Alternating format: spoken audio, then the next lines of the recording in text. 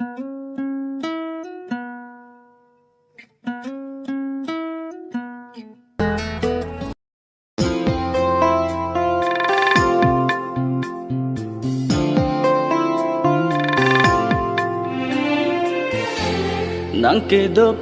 helovingan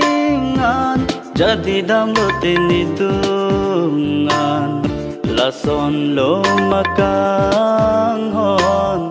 ekayalon dokok lo bon kanghon umirang ro nangkidoke helovin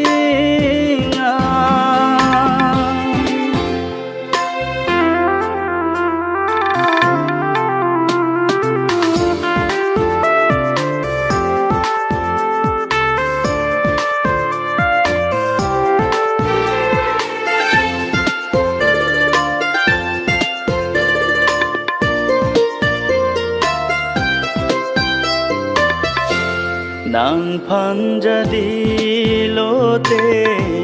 apor ke daman tune meksole jang tame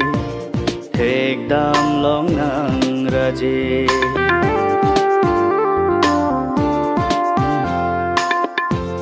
Nang panjadi lote apor ke daman tune meksole jang tame thek dam long nang raje son sinang tane pan jadi bom tu denang rupa do jinang pan tanpa lam so alam manglin manglotana Rikarta manglin manglotana heman rikarta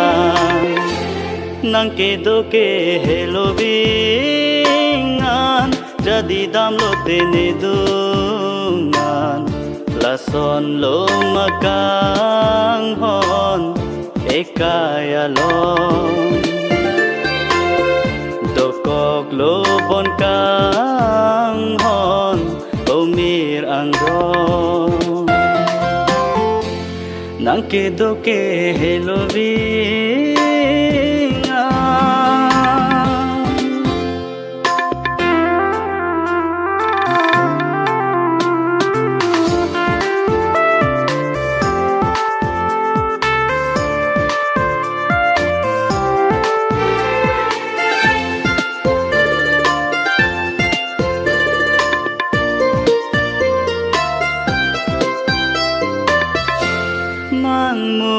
pir bialong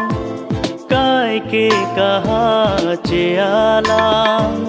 thanji pune nang tham loti nang chola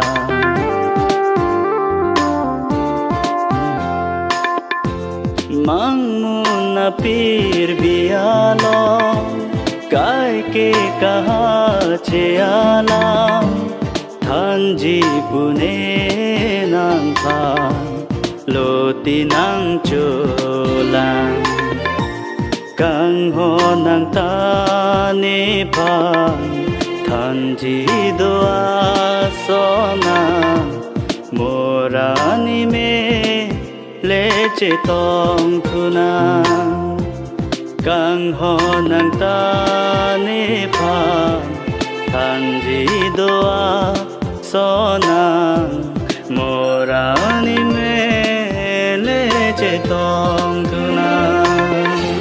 nangkidoke helovingan jadi damlote nidungan lason lo makanghon ekayalon dokok lo bon kanghon umir angro